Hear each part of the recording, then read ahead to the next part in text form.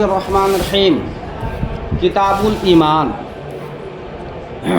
حضرت علامہ خطیب تبریزی رحمۃ اللہ تعالی علیہ نے جو صاحب مشکات المصابیح ہیں، آپ نے کتاب الایمان سے پہلے حضرت عمر بن خطاب رضی اللہ تعالی عنہ سے روایت کردہ ایک حدیث پاک کو ذکر فرمایا تھا۔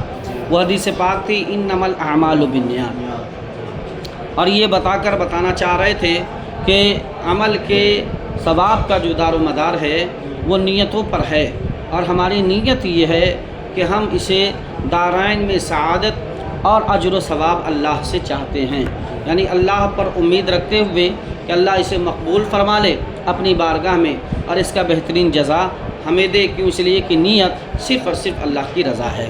اب یہاں سے کتاب الایمان شروع کر رہے ہیں، اور جیسا کہ ان کا طریقہ ہے کہ ہر کتاب کے ساتھ 3 فصل بیان کریں گے۔ کتنے فصل؟ 3 فصل بیان کریں گے۔ فصل اول میں شیخین یا ان میں سے کسی ایک کی روایت کردہ حدیث کو لائیں گے، اور فصل دوم میں شیخین کے علاوہ جو صحاح ستہ کے ائمہ ہیں ان کی روایت کردہ حدیث کو ذکر فرمائیں گے، اور تیسری فصل میں دیگر ائمہ کرام کے اقوال، صحابہ یا تابعی یا تبع تابعی یا مفسرین کے اقوال کو اس باب ترجمۃ الباب سے جو تعلق رکھتا ہے اسے ذکر فرمائیں گے۔ کتاب الایمان کہا، صاحب ایمان کہتے کسے؟ ایمان کا ایک ہے لغوی معنی، اور ایمان کا ایک ہے اصطلاحی معنی۔ ایمان کا لغوی معنی امن سے ہے، امن دینے والا۔ کیا دینے والا؟ امن دینا، ٹھیک ہے نا، سکون، چین، ٹھیک ہے۔ اور اس کا اصطلاحی معنی ہے التصدیق بما جاء بہ النبی صلی اللہ علیہ وسلم، کہ ان ساری باتوں کی تصدیق کرنا جو حضور علیہ السلام لے کر تشریف آئے، ٹھیک ہے نا۔ تو ان باتوں کی تصدیق کرنا ہی کیا ہے؟ ایمان ہے۔ ہمارے اور امام شافعی کے درمیان، ٹھیک ہے، یعنی امام اعظم اور امام شافعی کے درمیان اس بات میں اختلاف ہے کہ اعمال یہ ایمان کا جز ہے یا جز نہیں ہے، ٹھیک ہے نا۔ تو امام شافعی رحمۃ اللہ تعالی علیہ اور دیگر ائمہ نے یہ فرمایا کہ اعمال جو ہے وہ ایمان کا جز ہے، اعمال جو ہے وہ ایمان کا جز ہے۔ اور ہمارے گویا کہ ایمان مرکب ہو گیا ان کے نزدیک۔ کیا ہو گیا؟ ایمان ان کے نزدیک مرکب ہو گیا 2 جز سے، ایک تو تصدیق اور دوسرا کیا ہے؟ اعمال بالجوارح، ٹھیک ہے نا۔ اور ہمارے نزدیک یہ ہے کہ ایمان جو ہے وہ بسیط ہے، مرکب نہیں ہے، بسیط ہے۔ اور بسیط یعنی ایسا فرد جس کا کوئی جز نہ ہو، ایسا فرد جس کا کوئی جز نہ ہو۔ ہاں، اعمال جو ہے وہ اظہار یا پھر استکمال ایمان یا کمال ایمان کا حصہ ہے۔ تو گویا امام شافعی کے نزدیک ایمان میں کمی بیشی ہو سکتی ہے، اور ہمارے نزدیک ایمان، نفس ایمان میں کوئی کمی بیشی نہیں ہوگی۔ تو گویا جس طرح سے جبریل امی کا ایمان ہے اسی طرح سے ابو بکر کا ایمان ہے، جس طرح سے ابو بکر کا ایمان ہے اسی طرح آج جو لوگ بھی دل سے تصدیق کرتے ہیں اس کا ایمان۔ کیوں؟ اس لیے کہ نفس ایمان میں کوئی کمی بیشی نہیں ہو سکتی ہے۔ کیوں؟ اس لیے کہ بسیط ہے، اور بسیط میں کمی بیشی نہیں ہوتی ہے۔ امام اعظم امام شافعی رحمۃ اللہ تعالی علیہ کے نزدیک ایمان میں کمی بیشی ہو سکتی ہے۔ کیوں؟ اس لیے کہ اعمال وہاں جز بنا دیا گیا ہے۔ اعمال کیا بنا دیا گیا ہے؟ جز بنا دیا گیا ہے۔ اور جب اعمال جز بنا دیا گیا ہے ایمان کا، تو اعمال میں کمی بیشی ہوتی ہے۔ جس طرح سے حضرت ابوبکر کے عمل ہیں وہ دیگر اور کے نہیں ہیں، بات سمجھ۔ تو گویا کہ جب جز ہوا اعمال، تو جو عمل حضرت ابوبکر کا ہے کسی کا نہیں، تو گویا جو ایمان حضرت ابوبکر کا ہے وہ کسی کا نہیں، بات سمجھ نا۔ تو گویا کہ وہاں مرکب ہے امام شافعی کے نزدیک ایمان یعنی تصدیق بالقلب اور اعمال جوارح، ان دونوں سے مرکب ہے ایمان، اور اس میں کمی بیشی ہوتی ہے۔ ہمارے نزدیک یہ ہے کہ صاحب دیکھیے، اعمال جو بالجوارح ہے وہ ایمان کا ثمرہ اور نتیجہ ہے، ایمان کا ثمرہ اور نتیجہ ہے۔ جیسے کہ درخت ہوتا ہے اور درخت کی ٹہنیاں، تو ٹہنیاں یہ اصل ہیں، اور اس پہ جو پھل لگتے ہیں وہ اس کا ثمرہ اور نتیجہ ہے، یعنی جتنا زیادہ ایمان مضبوط ہوگا، یعنی جڑ مضبوط ہوگی، اتنی زیادہ پھل آئیں گے۔ تو اسی طرح جتنا زیادہ ایمان مضبوط ہوگا اتنی اعمال جو ہے اچھے ہوں گے، ٹھیک ہے نا۔ تو ہمارے نزدیک کیا ہے کہ عمل کی وجہ سے کمال ایمان، استکمال ایمان میں کمی بیشی ہوتی ہے، ایمان میں نہیں، نفس ایمان میں نہیں، کمال ایمان میں۔ استکمال ایمان میں، نہیں سمجھے، اس میں کمی بیشی ہو سکتی ہے عمل کی وجہ سے، لیکن جز کی حیثیت سے کہ ایمان تصدیق کا نام ہو اور ساتھ میں اعمال جوارح کا نام ہو، ایسا نہیں ہے۔ ہمارے نزدیک صرف یہ ہے کہ جہاں پر بھی کہا گیا کہ یہ مومن نہیں ہو سکتا تو اس سے مراد یہ ہے کہ یہ نفی کمال پہ کہ کامل مومن نہیں ہو سکتا، اور جہاں پہ کہا کہ یہ مومن کی نشانیوں میں سے ہے تو مطلب یہ ہے کہ یہ کامل مومن کی نشانیوں میں سے ہے۔ تو ہمارے یہاں نفی کمال پر یا پھر کمال ایمان پر ان چیزوں کو منطبق کرتے ہیں۔ بات ہے سمجھ میں؟ تو ایمان کے ہم نے دو معنی بتا دیے۔ اب جو ہے جو حدیث آ رہی ہے پہلی فصل میں وہ متفق علیہ حدیث ہے، یعنی یہ ایسی حدیث ہے، نہیں متفق علیہ حدیث نہیں ہے، ٹھیک ہے، لیکن انہوں کو امام بخاری نے تو روایت ہی کی ہے، کس سے؟ امام مسلم نے روایت کی ہے، جو روایت حدیث لے کے آ رہے ہیں یہ حضرت عمر سے، کس سے؟ حضرت عمر سے، اور امام بخاری حدیث نمبر 50 اور جو ہے کتاب الایمان ہی میں وہ ذکر کر رہے ہیں اس حدیث کو، کتاب الایمان ہی ہے، حدیث نمبر 50 ہے، لیکن وہاں راوی میں اختلاف ہے۔ کس میں اختلاف ہے؟ یہاں حضرت عمر بن خطاب سے روایت ہے، اور وہاں بخاری شریف جو حدیث نمبر 50 ہے کتاب الایمان میں جو ذکر ہے وہاں حضرت ابو ہریرہ سے روایت ہے۔ کس سے روایت ہے؟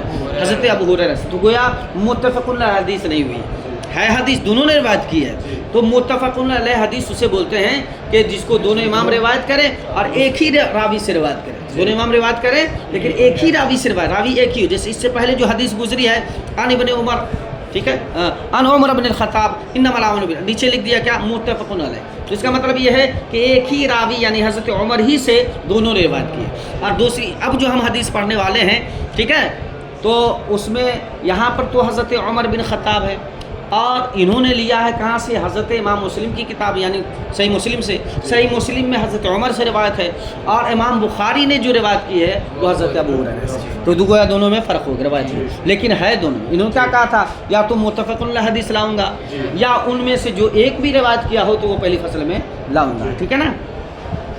اچھا جی، اس کا خلاصہ پہلے سن لیجئے۔ خلاصہ یہ ہے کہ حضرت عمر بن خطاب رضی اللہ تعالی عنہ فرماتے ہیں کہ ہم لوگ حضور کی بارگاہ میں تشریف فرما تھے، بیٹھے ہوئے تھے، حضور ہمیں واضح نصیحت کر رہے تھے، اتنی میں دیکھا کہ ایک شخص آیا اور ایسا لگ رہا تھا کہ یہ نہا دھو کر آیا ہے۔ کیسے آیا ہے؟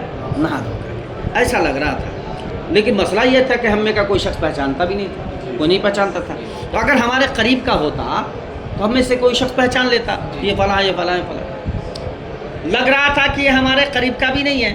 پھر ہم لوگ یہ سوچ رہے تھے کہ اگر یہ مسافر ہے تو اثر سفر اس پہ نہیں ہے، سفر کا اثر نہیں ہے، سفر کی نشانیاں نہیں، کیوں؟ اس لیے کہ انسان جو دور دراز کا ہوتا ہے اور سفر کر کے آتا ہے تو اس کے بال ہے نہیں گرد و غبار سے اٹے ہوئے ہوتے ہیں، کپڑے پھٹے پرانے ہوتے ہیں، نہیں سمجھے؟ اس دور کے کا سفر تو اور معاملہ بڑا مشقت والا تھا، سمجھے؟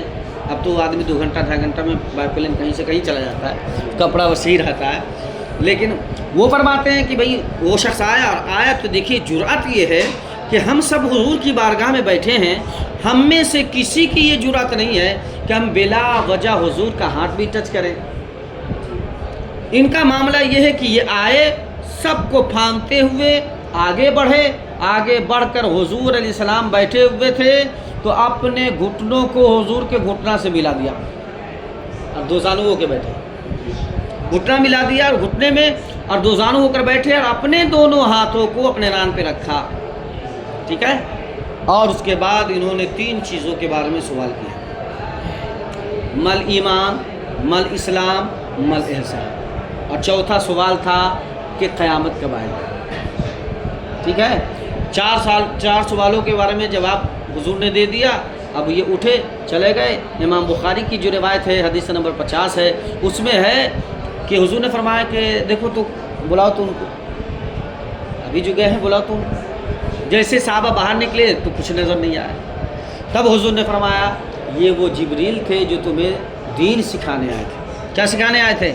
دین سکھانے آئے تھے۔ اور ابھی کی جو روایت ہم لوگ پڑھ رہے ہیں جو امام مسلم کی ہے، جس کو صاحب مشکات نے ذکر کیا ہے کہ حضرت عمر بن خطاب فرماتے ہیں کہ ہم لوگ تھوڑی دیر بیٹھے رہے، सुकूत का आलम था। यानी हम लोग गौर व फिक्र कर रहे थे कि 3-4 चीज़ों के बारे में हुजूर से सवाल किया, और जब हुजूर जवाब दे दिए तो उसने सदक़ता भी कहा, सही है, आप सही फरमा रहे हैं, नहीं समझे।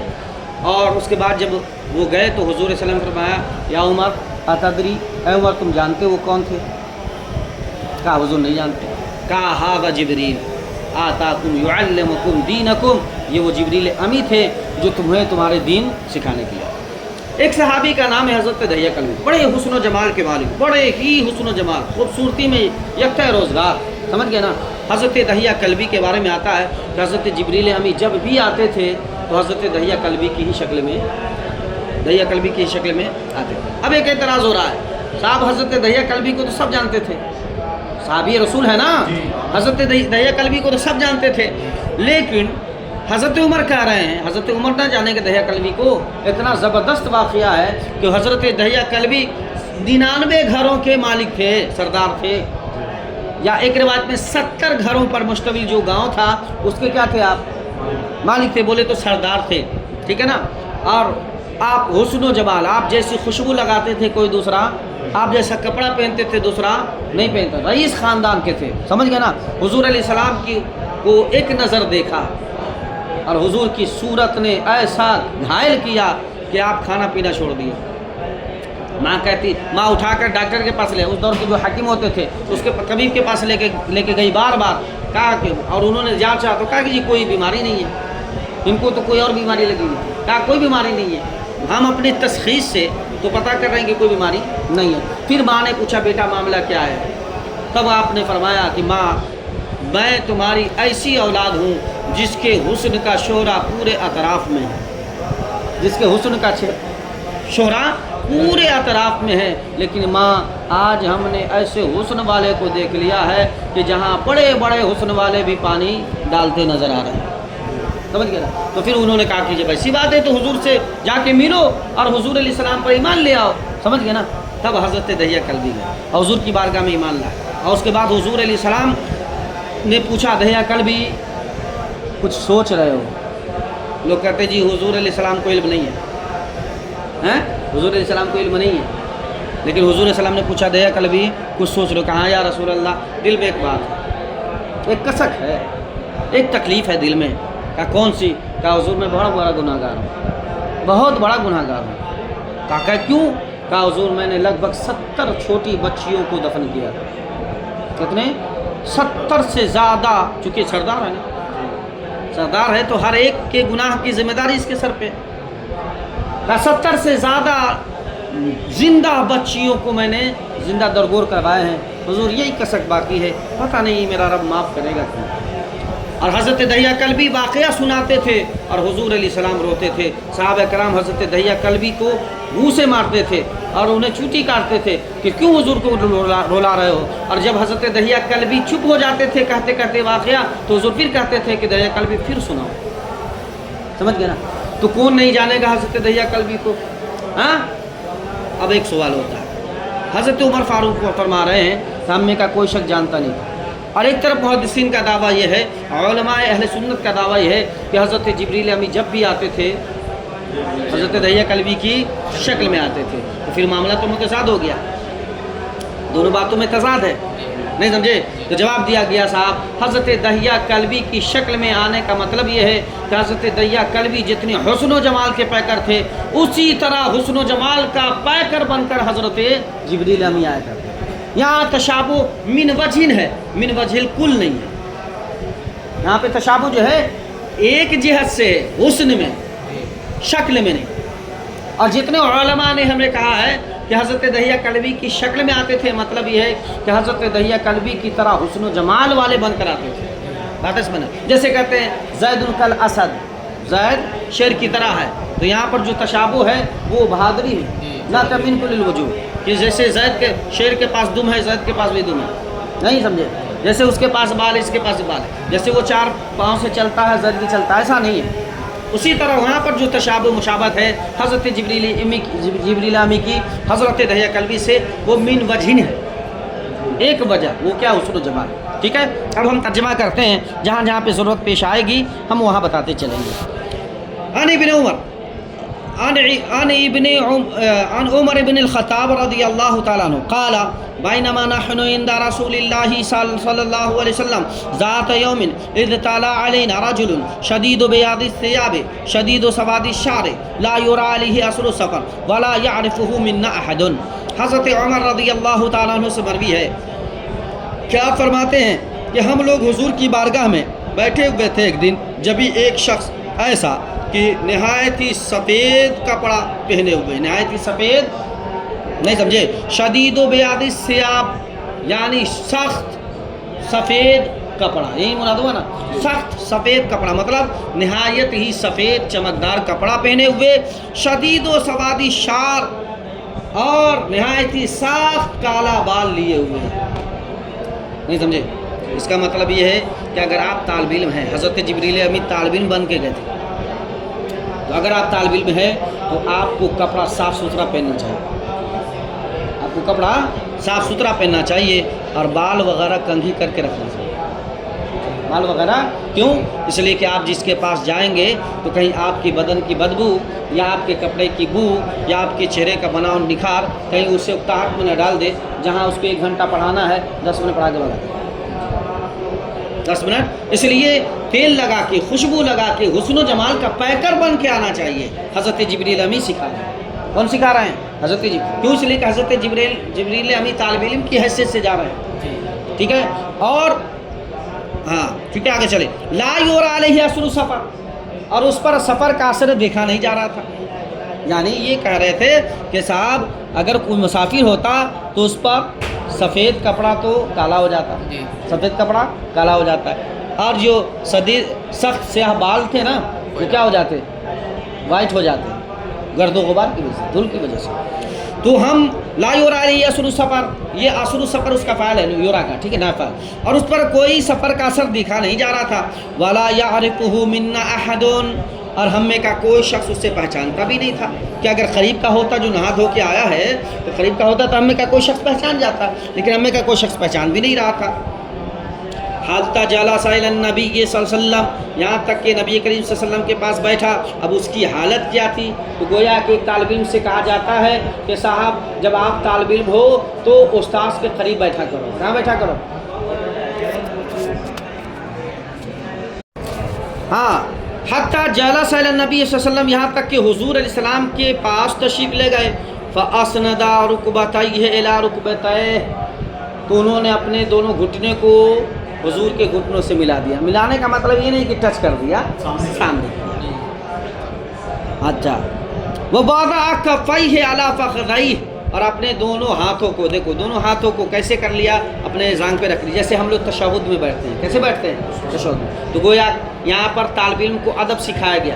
کیا سکھایا گیا؟ ادب سکھایا گیا کہ جب اپنے اساتذہ کی بارگاہ میں آپ بیٹھو، اور اس سے بڑا ادب یہ ہے کہ جب نماز کے لیے بیٹھو تو جہاں تک ہو سکے ادب ملحوظ رکھ لیجیے۔ مجلس میلاد النبی ہو یا نماز کا انتظار میں مسجد میں بیٹھ رہے ہوں یا اپنے اساتذہ کے پاس ہوں، تو آپ کو کس طرح بیٹھنا ہے؟ 2 زانو ہو کر بیٹھنا ہے، جہاں تک کہ آپ کو ہو سکے، اور اس کے بعد پھر آپ کو اختیار ہے۔ پہلے آپ ادب کے ساتھ بیٹھیں، اور اس کے بعد اگر آپ کو تکلیف ہے، دقت ہے، تو پھر آپ کیا کریں؟ آپ کو اختیار ہے، جیسے چاہیں بیٹھیں، ٹھیک ہے نا۔ اسی طرح مسجد کا بھی اسی طرح خیال رکھنا چاہیے، مسجد میں آپ اسی طرح بیٹھیں جس طرح نماز میں بیٹھتے ہیں، یہ ادب کا طریقہ ہے۔ اور اگر آپ بیٹھ نہیں سکتے ہیں تو پھر 2 لمحہ کے لیے ہی، 2 سیکنڈ کے لیے ہی آپ اس طرح بیٹھیں، اور اس کے بعد اللہ رب العزت کی بارگاہ میں عرض کر دیں، اللہ رب العزت کی بارگاہ میں عرض کر دیں، مولا اب میں تھوڑا تکلیف میں ہوں، بے ادبی و گستاخی معاف ہو، ہے نہیں؟ تو کہا کہ صاحب انہوں نے دونوں اپنے گھٹنے کو حضور کے گھٹنے کی طرف کر لیا، یعنی ملا لیا، اور اپنے دونوں ہاتھوں کو اپنے ران پہ رکھ لیا۔ وقالا، اب کہا یا محمد اخبرنی عن الاسلام، اور کہا اے محمد صلی اللہ علیہ وسلم آپ مجھے اسلام کے بارے میں بتائیے۔ آپ کو ایک چیز معلوم ہونا چاہیے کہ حضور علیہ السلام کا نام لے کر پکارنا حرام ہے۔ کیا ہے؟ نام لے کر پکارنا کیا ہے؟ حرام۔ اللہ رب العزت نے قرآن میں فرمایا کہ تم ہمارے نبی کو ایسے نہ پکارو جیسے کہ تم آپس میں ایک دوسرے کو پکارتے ہو۔ تو یا محمد کہنا حرام، کیا کہنا؟ یا محمد کہنا حرام۔ یا محمد ابن عبداللہ کہنا حرام، بات اس نا. تو اب یہاں پر چونکہ حضرت جبریل کس طرح پکار رہے ہیں دیکھیے، یا محمد، حالانکہ کیا یا محمد کہنا کیا ہے؟ حرام ہے. تو اس کا دو جواب دیا. پہلا جواب یہ ہے کہ آیت تحریم اترنے سے پہلے یہ واقعہ ہوا، آیت تحریم اترنے سے پہلے یہ واقعہ ہوا. اور دوسرا جواب یہ ہے کہ صاحب یہ جو حکم آیا ہے وہ انسانوں کے لیے. کس کے لیے؟ انسانوں کے لیے، کہ انسان جو آپس میں ایک دوسرے کو پکارتے ہیں ایسا میرے نبی کو نہ پکارو، اور جو پکار رہا وہ فرشتہ ہے. تو حکم کس کے لیے؟ انسان کے لیے. حکم کس کے لیے؟ انسان کے لیے، فرشتوں کے لیے نہیں. قال علیہ السلام ان تشہد ان لا الہ الا اللہ، اسلام یہ ہے کہ آپ گواہی دو کہ اللہ کے علاوہ کوئی معبود نہیں ہے، وان محمد رسول اللہ، اور بے شک محمد اللہ کے رسول ہیں. یہی ہے نا جی. وَتُقِيمَ الصَّلَاةَ وَتُؤْتِي الزَّكَاةَ وَتَصُومَ رَمَضَانَ وَتَحُجُّ الْبَيْتَ إِنِ اسْتَطَعْتَ إِلَيْهِ سَبِيلًا، اور روزہ رکھو، نماز پڑھو، روزہ رکھو، زکوٰۃ دو، حج کرو، رمضان کا روزہ رکھو اور حج کرو اگر تم اس کی استطاعت رکھتے ہو، یعنی وہاں تک پہنچنے کی استطاعت رکھتے ہو. قال صدقت. اب دیکھیے حضور نے جب سوال پر جواب دے دیا تو کیا کہہ رہے ہیں؟ صدقت، آپ نے سچ کہا. مجھ سے آپ کوئی سوال کریں اور میں جواب دے دوں تو آپ کہیں ہاں آپ سچ کہہ رہے ہیں. اس کا مطلب یہ ہے کہ آپ جواب جانتے تھے. سچ اس وقت بولیں گے نا جب آپ کو واقعی کا علم ہو. جب واقعی کا علم ہے تب اس کو آپ نے میرے بیان اور میرے جواب کے مطابق کر دیا، تبھی تو آپ کہیں صدق. اس کا مطلب یہ آپ کو علم تھا. اس کا مطلب یہ حضرت جبریل کو سب علم ہے. حضرت جبریل کو سب علم ہے، پھر بھی کیوں جواب دے رہے ہیں، پھر بھی کیوں سوال کر رہے ہیں، پھر بھی کیوں آئے؟ آگے حضور نے خود فرما دیا تمہیں دین سکھانے کا.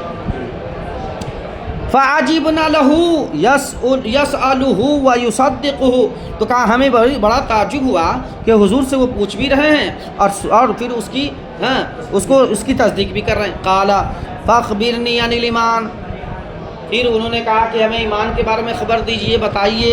ٹھیک ہے، تو حضور نے فرمایا قَالَ أَن تُؤْمِنَ بِاللَّهِ وَمَلَائِكَتِهِ وَكُتُبِهِ وَرُسُلِهِ وَالْيَوْمِ الْآخِرِ وَتُؤْمِنَ بِالْقَدْرِ خَيْرِهِ وَشَرِّهِ. ٹھیک ہے نا، اس کا ترجمہ آپ لوگ کر لیجئے گا.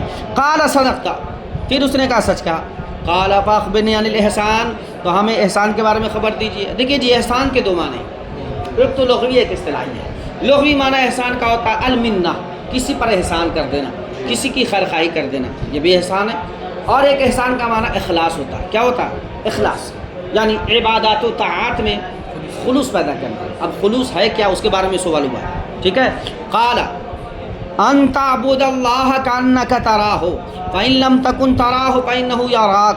کیا احسان یہ ہے کہ تو اللہ کی عبادت کرے تو گویا کہ تم خدا کو دیکھ رہے ہیں، اور اگر تم خدا کو نہ دیکھ رہے ہو تو کم سے کم یہ دیکھو کہ وہ تجھے دیکھ رہا ہے. ٹھیک ہے نا. دیکھو جی ان تعبد اللہ کانک تراہ، دیکھیے آپ ایسی عبادت کرو جیسے کہ خدا کو دیکھ رہے ہو. اور آپ کو یہ قاعدہ معلوم ہے، یہ امت مسلمہ کا یہ قاعدہ ہے کہ اللہ رب العزت کو ان دونوں دنیاوی آنکھوں سے دنیا میں دیکھنا ناممکن ہے. ٹھیک ہے، ناممکن میں کہہ رہا ہوں. ٹھیک ہے. ہاں تو ناممکن بھی امکانات کی ایک قسم ہے، نہیں کہہ رہے ہیں آپ کے لیے ناممکن ہے. اور ایک ہے محال، ایک ہے محال، ایک ہے ناممکن. ناممکن میں امکان کی گنجائش ہوتی ہے. ٹھیک ہے، لیکن کوئی ضرور نہیں ہے کہ اس امکان کا وجود بھی ہو.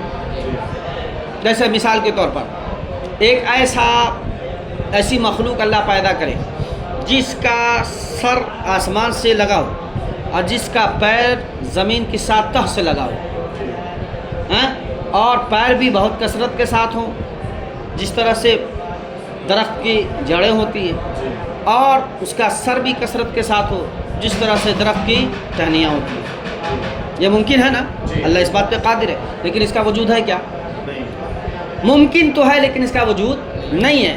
اسی طرح اللہ کو ان ظاہر آنکھوں سے دیکھنا ناممکن ہے، تو گویا امکان ہے لیکن اس کا وقوع نہیں ہوا ہے تو صرف ایک فرد کے لیے جو فرد کامل ہے، جس کا نام محمد رسول اللہ ہے. جس کا نام کیا ہے؟ محمد رسول اللہ ہے. اللہ کے رسول نے، حضور علیہ السلام نے اللہ کا دیدار فرمایا اپنی دونوں ہی جیتی جاگتی آنکھوں سے شب معراج میں.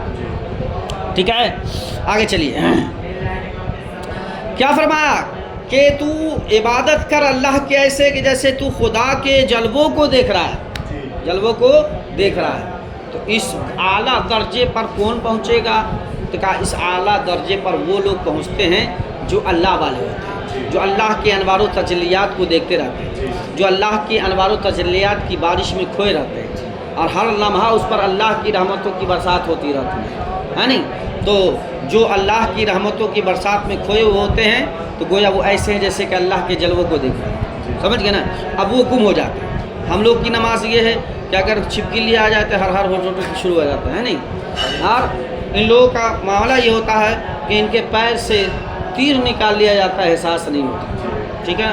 اور اس کا سب سے بہترین جو مثال ہے، اس کی بہترین مثال یہ ہے کہ حضرت زلیخا نے ہے نہیں، حضرت زلیخا جب حضرت یوسف کے حسن پر ہیں آپ پیدا ہو گئیں، اور وہ تو ہمارے لیے ام المومنین ہیں حضرت زلیخا، چونکہ ایک نبی کی بیوی ہے، نبی کی بیوی جو ہوتی ہے وہ ماں ہوتی ہے، ٹھیک ہے نا؟ تو ان کی شان میں گستاخی بھی کیا ہے، سوء ادبی ہے، لیکن جو واقعہ قرآن عظیم میں ذکر ہوا اسی کو نقل کیا جا رہا ہے۔ حضرت زلیخا حضرت یوسف پر جب فدا ہو گئی تو ان کی سہیلیوں نے تانا دیا کہ تم ایک غلام پر فریفتہ ہو، فدا ہو، تم تو مالکہ ہو، تم تو بادشاہ کی بیوی ہو، تم تو جسے چاہو گے اسے اپنا لو گے، لیکن تم ایک غلام پر فدا ہو گئی ہو۔ تو حضرت زلیخا نے کہا تھا کہ اگر تو حسن یوسف کو دیکھ لے تو بھی فرفتہ ہو جائے، تو بھی فدا ہو جائے۔ کہا ایسا نہیں ہو سکتا۔ کہا سنو، فرفتہ ہی کی بات نہیں ہے، تم اپنی انگلیاں کاٹ لو، اپنی گردن کاٹ لو۔ کہا ایسا ہے تو کہا دکھاؤ، ہے نہیں؟ پھر حضرت یوسف کو کہا گیا، ریکویسٹ کیا گیا کہ آپ تشریف لائیں گے اس وقت جب کہ ہم ادھر عورتوں کو جمع کریں گے۔ دعوت کی گئی اور دعوت میں یہ بات متعین ہوئی کہ بھائی صاحب ساری عورتوں کو ایک چاقو اور ایک پھل دیا جائے۔ پھل میں اختلاف ہے، کسی نے سیب کہا، کسی نے کچھ کہا، چلو جی پھل ہے، سمجھ گئے نا؟ اور ہاتھ میں دیے، کہا جیسے ہی تم حضرت یوسف کو دیکھو گی ویسے ہی اس پھل کو کاٹنا شروع کر دو، ٹھیک ہے نا؟ اب حضرت یوسف علیہ السلام جیسے تشریف لائے، ساری عورتوں نے پھل کے بجائے اپنی انگلیاں کاٹی۔ اب انگلیاں کاٹ رہی ہیں، احساس نہیں ہو رہا، انگلیاں کاٹ رہی ہے اور سمجھ رہی پھل کاٹ رہے ہیں۔ یہ سب کیا ہے؟ حسن یوسف کے جلووں میں گم ہو جانے کی وجہ سے، کہ حضرت یوسف کے جلووں میں حضرت یوسف کا حسن اتنا پرکشش تھا کہ عورتیں اپنی انگلیاں کاٹ رہی ہیں پھل کے بجائے، پھر بھی کٹنے کے بعد احساس نہیں ہو۔ اسے کہا جب اللہ کی تم عبادت کرو تو اللہ کے جلووں میں اس طرح گم ہو جاؤ جیسے کہ وہاں عورتیں حسن یوسف کے جلووں میں گم ہو گئی تھی۔ اگر یہ مقام تک پہنچ جا رہے ہو تو پھر تم کیا ہو؟ سچے پکے مومن ہو، اور تمہیں نماز میں مزہ آئے گا، عبادات میں مزہ آئیں گے، نہیں سمجھے؟ ہاں؟ اور وہاں کیا ہے؟ حضرت یوسف علیہ السلام کے حسن پر مصر کی عورتوں نے انگلیاں کاٹ لی ہے۔ کیا کاٹ لی ہے؟ انگلیاں۔ اعلیٰ حضرت فرماتے ہیں حسن یوسف پہ کٹی مصر میں انگشت زنا، سر کٹاتے ہیں تیرے نام پر مردان عرب۔ میرے نبی فرماتے ہیں کہ میں حسن نمکین والا ہوں، انا املح، میں حسن نمکین والا ہوں، وہ آخی یوسف اصبح، اور میرا جو بھائی یوسف ہے وہ حسن صبی والا ہے۔ دونوں میں بڑا فرق ہے، حسن نمکین اور حسن صبی۔ حسن صبی بولتے ہیں میٹھے حسن والے کو، جس کا حسن ظاہر ہو، جسے لوگ دیکھے تو کہے ماشاء اللہ، دیکھے تو کیا کہے ماشاء اللہ۔ لیکن حسن نمکین والا ایک ایسا ہوتا ہے جسے لوگ دیکھے تو ٹک ٹکی نگاہ سے دیکھتا چلا جائے۔ کیا حسن ہے، کس بلا کا حسن ہے، اسے حسن نمکین بولتے ہیں، ٹھیک ہے نا؟ تو حضور اعلیٰ حضرت فرماتے ہیں کہ وہاں عورتیں ہیں اور وہاں انگلیاں ہیں، اور ہیں بھی کہاں کی؟ مصر کی۔ مصر کے مرد بھی نرم ہوتے ہیں اور عورت بھی نرم ہے، نرم مزاج ہے، پھر بھی وہاں عورتوں نے اپنی انگلیاں حسن یوسف کے جلووں میں گم ہو کر کاٹ لی ہے۔ لیکن یا رسول اللہ آپ کا ایسا حسن ہے کہ یہاں مصر کی عورتیں نہیں ہیں بلکہ مکہ جیسا خشک علاقے کا مرد ہے، اور یہاں انگلیاں نہیں ہیں، یہاں گردنیں ہیں۔ حضور آپ کے ابروئے اشارے پر اگر اشارہ ہو جائے تو مکہ کے سارے مرد انگلیاں نہیں اپنی گردنیں آپ کے حسن پہ کٹانے کے لیے تیار رہتے ہیں۔ حسن یوسف پہ کٹی مصر میں انگشت زنا، سر کٹاتے ہیں تیرے نام پہ مردان عرب، ٹھیک ہے نا؟ اب مان لیجئے اگر ایسا مقام آپ کو حاصل نہ ہو تو آپ کیا کریں؟ کم سے کم ایسا سوچیں کہ اللہ مجھے دیکھ رہا ہے، یہ بھی مل جائے تو بڑا غنیمت ہے نہیں؟ جیسے کہ حضرت سلیمان ہے، آپ نے جناتوں سے کہہ دیا جی مسجد اقصی کی تعمیر کرو، اور آپ ٹیک لگا کے ایک لاٹھی پہ کھڑے ہو گئے اور آپ کی وفات ہو گئی۔ ایک روایت کے مطابق 1 سال، ایک روایت کے مطابق 40 دن ایسے کھڑے رہے، اور جو ہے جنات سب راتوں دن محنت کرتا رہا، راتوں دن، پھر اللہ نے حکم دیا، جب تعمیر مکمل ہو گئی اللہ نے دیمک کو حکم دیا. کس کو حکم دیا؟ دیمک کو، کہ جاؤ میرے نبی حضرت سلیمان کی لاٹھی کو نیچے سے کھانا شروع کرو. اللہ کے حکم پاتے ہی دیمک لاٹھی کو چاٹنا شروع کیا. اب جو ہے وہ حضرت سلیمان زمین پر تشریف لے آئے. اب ان لوگ کی آنکھ کھلی جناتوں کی، ارے جھوٹ موٹ کا محنت کر رہے تھے، ان کا انتقال تو بہت پہلے ہو گیا. نہیں سمجھے؟ یہ جنات کیوں محنت کر رہے تھے؟ اس لیے کہ ان کے تصور میں حضرت سلیمان دیکھ رہے ہیں، حضرت سلیمان دیکھ رہے ہیں. تو جب مالک دیکھ رہا ہو کھڑا ہو کر اور نظریں ٹکٹکی باندھ کر لگائے ہو تو مزدور محنت سے کام کرتا ہے. تو کہا کہ اگر خدا کے جلووں کو نہیں دیکھ رہے ہو تو کم سے کم اس ذہن کے ساتھ، اس تصور کے ساتھ اللہ کی عبادت کرو کہ خدا تجھے دیکھ رہا ہے، خدا تجھے دیکھ رہا ہے.